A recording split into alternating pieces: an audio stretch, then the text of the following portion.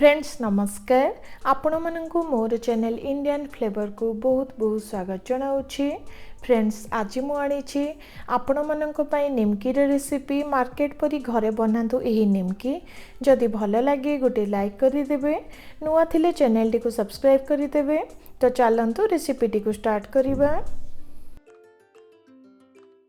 आज आम निमकी को अटारे बनाइबा। एठी मु गोटे कप हेबो अटा को नेछि। ता सहित देखंतु आधी चामच हेबो कला जीरा को नेछि, जहा द्वारा सुंदर बास्ना और टेस्ट आसीबो। आधी चामच हेबो जुआनी को नेछि। एठी देखंतु प्राय 3 रु 4 चामच हेबो तेल को नेछि। स्वाद अनुसार एठी आमे लूण को दबा। तो प्रथमे अटा को नबा। एठी आपण माने मैदा मध्य नै परिबे।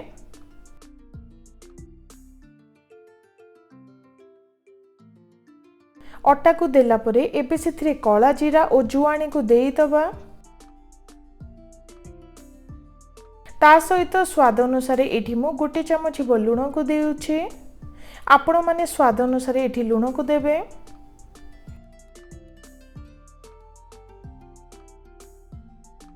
एबे भल भाबरे सब को मिसाई नबा। देखंतु भल भाबरे सब को मिसाई नेली। एबे सेथिरे तेल को दबा। फ्रेंड्स एठी आपण माने घियो मध्य देई परिबे।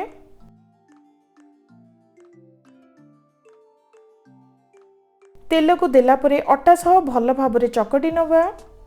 फ्रेंड्स एठी मने रखिबे जेते भल भाबरे चकटिबे सेते सुंदर खास्ता प्रस्तुत हेबो।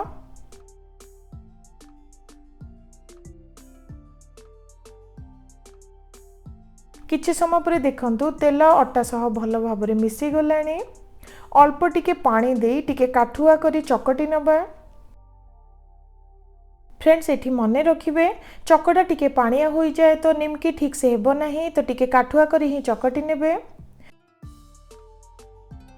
देखंतु भल भाबरे चकटी नेली। एबे कवर करी नै प्राय 4 रु 5 मिनिट पई रेस्ट रे रखी दबा।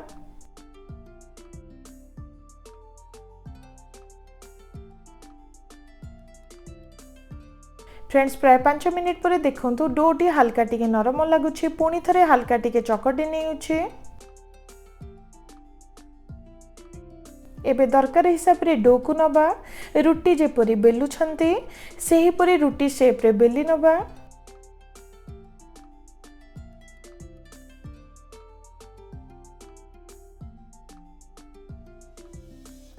एठी एक्स्ट्रा अटा देबार किछि दरकार नुहे। एही परी बेलण साहाय्य रे बेली नबा।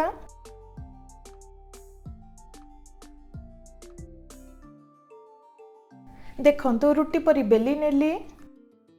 फ्रेंड्स एबे साइड सब को काढी नै एही परी दरकार हिसाब रे काटी नबा। एठी मो डायमंड शेप रे काटी नेउछि। आपण माने आपण मानक हिसाब रे जे कोनोसी शेप रे निमकी सब को काटी नेबे।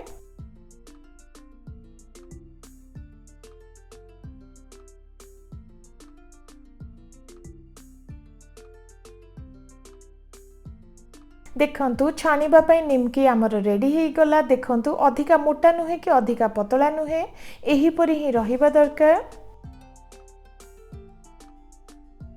एबे निमकी सब छाणीबा को रेडी हे गला। एठी देखंतु तेल को मीडियम हीट रे रखिछि। एबे गोटे गोटे करी देई दबा।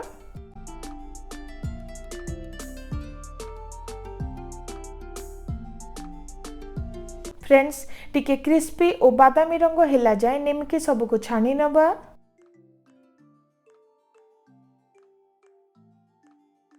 किछि समय पर देखंतु तार रंग चेंज हे आसिलानी।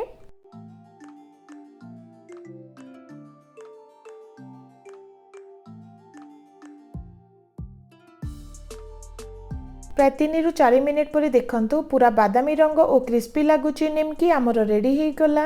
एबे गोटे प्लेट को काढी नबा। तो फ्रेंड्स आशा करुछि आज ही रेसिपीटी पसंद आसीथिबो। जदि भल लागिबो तो गोटे लाइक करि देबे। नुआ थिले चैनल टी को सब्सक्राइब करि देबे। रहुछि नमस्कार।